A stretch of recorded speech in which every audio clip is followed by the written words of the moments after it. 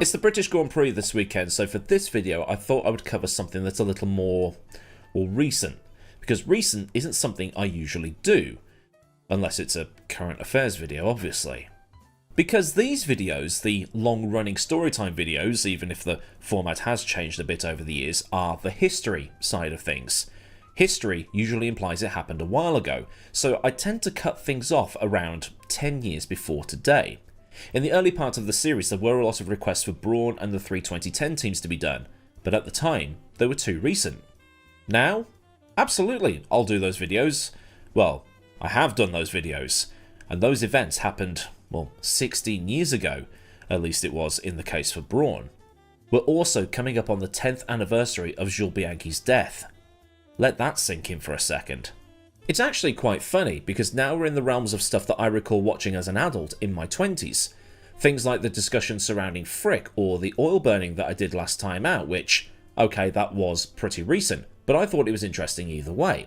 That cap of 10 years or so ago is, as Mr. Garrick once said when he wanted 200 litres of biomimetic gel for a friend, is open to negotiation. Either way, time is getting on. I'm scared of getting old. I'm only good at being young, as John Mayer once said. 2 references in one paragraph, you lucky devils. But speaking of mad times, this story is from a mad time. A time where we didn't even go outside. It's about a British Grand Prix where if there had been a crowd, it would have been even more incredible than it already was. Silverstone is a track in my top 5 when it comes to racing games. The others? Well, Bathurst, Road America, Montreal and Suzuka. It's fast, it's old school, and as much as people want to complain about the track being butchered with the removal of the bridge section in around 2010 or so, the track seems to still produce great racing, even with these canal boat cars that we have today. In the farm section, Brooklands and Luffield, there's the opportunity to take multiple lines for switchbacks and getting better exits in the acceleration zones, which is something you don't see a lot of these days. And despite the news reports seemingly every year about the ticket prices going up, the place on the calendar under threat and everything else that seems to go on there, the place is full every single year. And it was still full in that period of the 2000s where we didn't have a driver at the top. When our hopes rested on David Coulthard and Jenson Button, Silverstone was still sold out. The British just like motorsport. This is also the time where Bernie thought it would be a great idea to hold the race in April on a couple of occasions. And that went well. Because what's the phrase? April sunshine. No, it's not that, is it? It's April showers. The photos and video clips of people having their cars towed out of the car parks by tractors because, inevitably, it's Britain, it had rained, and they were stuck in the car parks that had been turned into a swamp. That and the security breach that happened during the 2003 Grand Prix where a priest ended up on the track and ended up causing it a bit of chaos. Following this, Bernie and Max demanded that the circuit start making upgrades, which they did quite slowly, with the big one happening around 2010-2011 or so. Now, the track is completely different to how it was in the early 2000s. There's a massive hotel, an industrial estate, and there's usually something going on when you drive past the circuit. And I had the pleasure of going to the circuit back in May, on the 75th anniversary of the 1950 British Grand Prix, which was the first ever World Championship race. And I got to see the collection that they brought in at the museum for the 75th anniversary.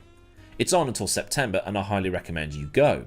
I also had the opportunity to go on the track a few years ago, in the rain, so the full Silverstone experience. Which is why it was a little, disheartening when the lockdowns happened in 2020 and nobody was able to go to the race.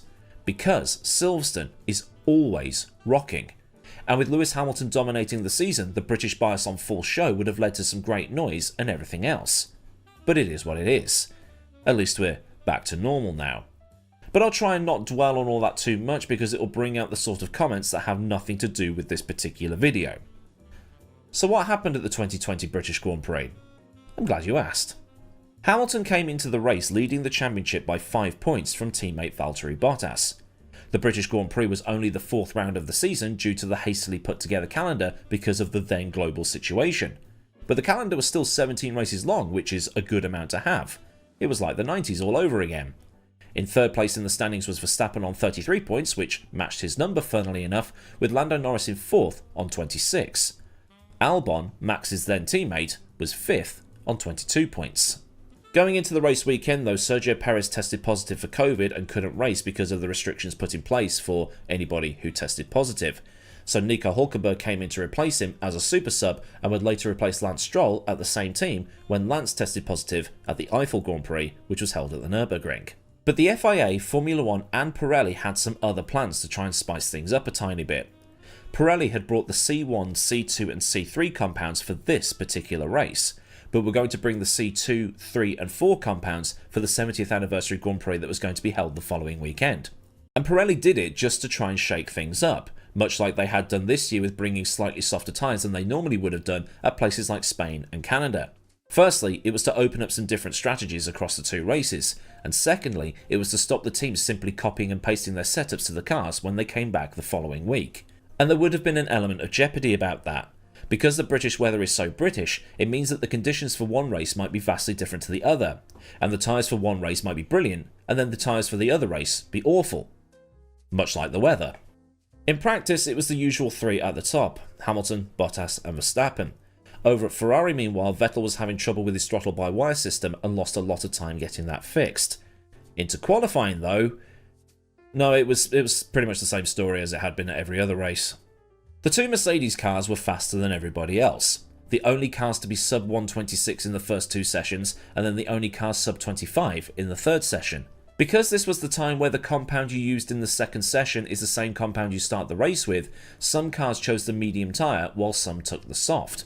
The medium was the better race tyre, so the two Mercedes, two Red Bulls, the two Racing Points and the Ferrari of Leclerc took the mediums in the second session, while everybody else in the second session took softs in the hope of getting into the top 10 shootout. But at the end of the shootout, the top 10 was made up of Hamilton, Bottas, Verstappen, Leclerc, Norris, Stroll, Sainz, Ricciardo, Ocon and Vettel. The pre-race ceremony was a bit more muted than it usually is. After the national anthem, a lone Spitfire flew over displaying a message that thanked the National Health Service under its wings. But then, Hülkenberg couldn't start the race because his car simply wouldn't fire up. A clutch bolt had sheared and jammed inside the engine, preventing it from turning over, which is a very, very, very specific problem to have. The opening of the race, meanwhile, was pretty racy. Verstappen and Leclerc had a battle through the farm section, crisscrossing over each other, and Ricciardo overtook Norris into copse. But at the end of the lap, the safety car had come out because Albon had taken Magnussen off at the final corner. About 6 laps after the safety car had come in, they had to bring it back out again because Kvyat had had a massive smash at Maggots. Little did we know, this was just the beginning. He was lucky to catch the tyre wall right at the end. A few feet further along and he was giving the Armco a good old whack. But while Danny was apologising over the radio, it wasn't his fault. His right rear tyre had failed, and it doesn't really get that loaded up even though the track goes to the left at the point it blew up. The load increases from the first right at Maggots into Beckett's. But either way, it was a Pirelli failure, and while it resulted in a big crash, it wasn't really much of a concern. It's not like it was 2013 where several tyres went in quick succession, most of them being on the same corner. Corner of the car, that is, rather than corner of the track. I've done a video on that already, by the way. In this safety car period, everybody except Albon and Grosjean came into the pits. The rest of the race settled down after that. The opening lap after the safety car was as you'd expect, and Norris got his place back from Ricciardo, although he almost lost it again trying to put one on Sainz round the outside of Copse. Giovinazzi was penalised for driving too fast behind the safety car, but Vettel was the one in big trouble, falling out of the top 10 by the end of lap 38 when he was overtaken by Gasly. But it's in the closing laps of this Grand Prix where it all started to kick off, much like it did at Spain and Canada this year. Edge of the seat stuff was inbound. Bottas started complaining about a weird vibration that was causing him issues and started to drop back from Hamilton. Sainz in the McLaren was also complaining of a vibration, and on lap 48 Raikkonen suffered a front wing failure and had to get it changed. On lap 49, with just 3 laps left, Mercedes' 1-2 hopes were destroyed when Bottas suffered a blowout on the front left, handing second place to Verstappen, who then pitted to take the fastest lap point. Sainz then suffered the same issue as Bottas on the very next lap. But as Hamilton came through Luffield on the final lap, he too suffered a blowout, the same tyre that Sainz and Bottas had problems with. Hamilton had to coast around for the entirety of the final lap, and giving you an idea as to how tricky that would be, he had to get through Copse, Maggots, Beckett's, Chapel, Stowe and then the slow club section before reaching the end. Verstappen on brand new tyres was closing in, and I remember watching the gap on the timing tower come down. Now it doesn't matter who you like or who you don't like, this was still edge of the seat stuff that you had to see to believe. Because the last time I saw a car on 3 wheels completing a lap, it was Schumacher after binning it into the back of Coulthard at Spa in 1998. Hamilton made it to the line with 5 seconds to spare from Verstappen. When he pulled the car back round into the pits and investigated the hole that was left in his tyre, I was half expecting Nico Rosberg to be in there going, "It was me!" Because of the carnage of those final few laps, the podium ended up being Hamilton, Verstappen and Leclerc. The rest of the top 10 being Ricciardo, Norris, Ocon, Gasly, Albon, Stroll and Vettel, with Bottas just missing out on the top 10. The rest of the finishing order is on your screen, but I'll quickly move on because we need to find out just what the hell happened. Put simply, Silverstone is high load, and the 2020 cars are probably the fastest cars ever produced, with the Mercedes cars being clocked 11 km an hour faster through Copse than they'd been in 2019. Despite Pirelli thinking that the hard tyre would do 50 laps of the Grand Prix, and thereby making the teams think they could do the whole thing in one stop, Hamilton, Sainz and Bottas suffered their blowouts 39, 38 and 37 laps into their stints, respectively. Verstappen, who had pitted to get the fastest lap, had also been concerned about his tyre wear, and his stop was as much a contingency than it was about the fastest lap point. And this either saved him the same fate as the 2 Mercedes cars and Sainz, or it cost him the win. Delete as appropriate, although it could easily be both. And when the tyres went in quick succession, Pirelli was back under the microscope, because there were throwbacks to 2013, where several drivers suffered extreme blowouts, mostly on the left rear corner, because they'd been doing some quite aggressive curb catching at Aintree, the kink leading out onto the Wellington Straight. There were the same calls online about 2020 as there had been in 2013, which were, Pirelli can't make a good tyre and they've got safety issues because they're having these blowouts. But while the Pirellis had their problems through that whole 2013 season, with a video done on that already, this was simply to do with the fact that the tyres Pirelli had brought were getting a hammering that they weren't going to get at any other circuit on the calendar. The cars had simply become too grippy, and nobody noticed until they went to the one track where the tyres take an absolute hammering. It's a bit like how Michelin in 2005 designed their tyres to take every corner on the calendar except the one that was unique to one corner at one circuit at one Grand Prix weekend. Indianapolis. And we all know how that turned out. I've done a video recently on that as well. If it had only happened to one driver, it could have been explained away as potentially being caused by Raikkonen's front wing failure. But since 3 tyres went in as many laps on the same corner of the car, that means there's a pattern. Copse, even during the race, was being taken flat out at around 180-185 miles an hour. In qualifying, it was taken around 190, with entry at around 200. And when you've got that high load through there, and then having to put it back on again with the left, right, left of Maggots, Beckett's and Chapel, it's not until the hanger straight that the tyres have an opportunity to stop screaming. But then you load the tyres back up again into Stowe. Silverstone, even with the slower section of turns 3, 4 and 5 that lead onto the Wellington Straight, is still pretty old school. Long, high-load corners taken at high speed. The tyres that were fine the previous year were now useless. Ferrari were running a low-drag setup because of the nerfing the FIA had done to its alleged cheat engine, so their tyres were brand new at the end by comparison. All of this added up meant that between 2019 and 2020, the cars had gained a full second around the Silverstone circuit.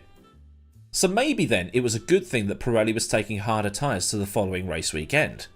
Not only was Silverstone now tougher because of the loads, the 70th anniversary Grand Prix was hotter than the previous weekend. And because of the hot track temperatures and the high loads, the Mercedes cars ended up destroying their rubber, which allowed Verstappen to take the victory instead.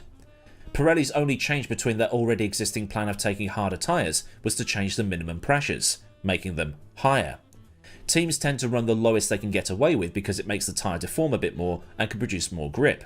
But the more it deforms, the more stress you put on the tyre, and with these downforce levels, there's a higher probability of failure. Mercedes did say after the race that maybe they should have pitted Hamilton when Max went into the pits, just to cover him off really and maybe take the fastest lap point for themselves, or just to prevent what happened to Bottas happening to Hamilton. But they didn't pit Hamilton, and the same thing that happened to Bottas happened to Hamilton. But because they didn't pit Hamilton, we got that ending. James Vowles, who was the strategy guru at Mercedes at the time, said that while they were thinking we should have pitted, the whole thing was simply about covering off Verstappen. There was an opportunity to pit when Max did, but the tyre failure had happened at the most inopportune moment, the final lap of the Grand Prix. So Lewis had to finish that final lap. If they brought the car in and changed the tyre, there's every possibility they'd have lost the race. But at the same time, Mercedes acknowledged that Verstappen pitting for the fastest lap, and also for his own tyre concerns, lost Red Bull the race as well. So why didn't Mercedes pit when Red Bull did? Well, they didn't think the problem was ever going to happen. Hamilton was 35 seconds up the road after Verstappen pitted, so could afford to lose a couple of seconds per lap to save the tyres being loaded up, especially in the Cops Maggot section where the cars are really exploiting the downforce. The tyre letting go at Luffield halfway around the lap was just something that happened. But if it had gone just one corner before at Brooklands, or even going into Brooklands, Verstappen would have won the race, because Lewis would have lost too much time. But one thing Mercedes found incredible is that Lewis was able to gun it down the straights and still hit the apex at Stowe with only 3 inflated tyres. So really Mercedes was left there saying, yeah, we could have done this and this and this and this, but hey, we still won. But while that does sound quite cocky, there was every opportunity there for it to all go completely wrong. As mentioned, if Lewis had lost that tyre just one corner before, he would have lost the race. If the flailing tyre wrecked the suspension or flew off completely, leaving Lewis just on his rims, the car wouldn't have turned into any of the right-hand corners, and Max would have won the race. While Mercedes got unfortunate with the tyres on both of their cars letting go within 2 laps of each other, on the same corner of the car no less, they were fortunate that the rubber stayed on the wheel long enough to give enough grip through the corners for Lewis to hold on. Which is why it's a shame that the race was held behind closed doors. The noise that was made when Through Goes Hamilton happened was immense. The noise made when Hamilton won at Silverstone last year was even more immense. Now forget the fact that it's a British driver at his home Grand Prix. If that race had the same capacity crowd it did last year, the noise would have drowned out everything else. It wouldn't have mattered if it was Lewis, Max, Seb, Lando, Valtteri, Oscar, Fernando, the Kimmies, whoever. Although then again there's probably only Max or Lewis that could have pulled that ending off. I was watching the German Masters snooker around the same time. One of the players in that tournament, called Judd Trump, slammed the green into the top right hand corner pocket and played the shot with so much topspin it came off the top cushion and simply stopped, because the topspin became backspin when it came off that cushion. It was one of the best shots you'll ever see in snooker, but there was no crowd to witness it. When it went in, silence. COVID sports was definitely a weird time to be alive. They had to pump in fake crowd noise for the Premier League. It was hilarious. But all in, it was Lewis's 7th win around Silverstone. That number has since gone up to 9, which in itself is a record. A record for the most races won at one circuit and the most home races won by a particular driver. The 2020 win probably isn't as good overall as his 2008 one, where he won by a considerable distance in the wet, but seeing that Mercedes cross the line with 3 inflated tyres is still something that will make the highlight reels forever. And it's something that you'd have to show people for them to believe it actually happened. So it begs the question, will something utterly mental happen this year at Silverstone? With the prospect of rain on the way, because, well, of course there'll be, it's Silverstone, anything can happen, and it usually does. So then, a look at the time Lewis Hamilton won the 2020 British Grand Prix with 3 wheels on his wagon, but the kicker being that there was nobody there to witness it. If this has been a fun look through the motorsport history books, then do by all means like the video so I know I did a good job, and for more stuff from the channel, get subscribed and also get the bell on so you never miss out on anything else that I do around here. Massive thanks as ever go out to the mad lads over at Patreon who continue to support me at a more personal level, and if you want to help with the picture purchasing piggy bank or otherwise keep the lights on, there's a link to Patreon down in the description, along with links to Discord, socials, affiliates and other bits and bobs you might want or need to know. Or there's super thanks if you just want to do a one and done sort of donation, and memberships so you can do Patreon but without the Patreon. So until next time, I've been Aidan Millward, have a great day wherever you are, and I'll see you all again soon for another video. Goodbye.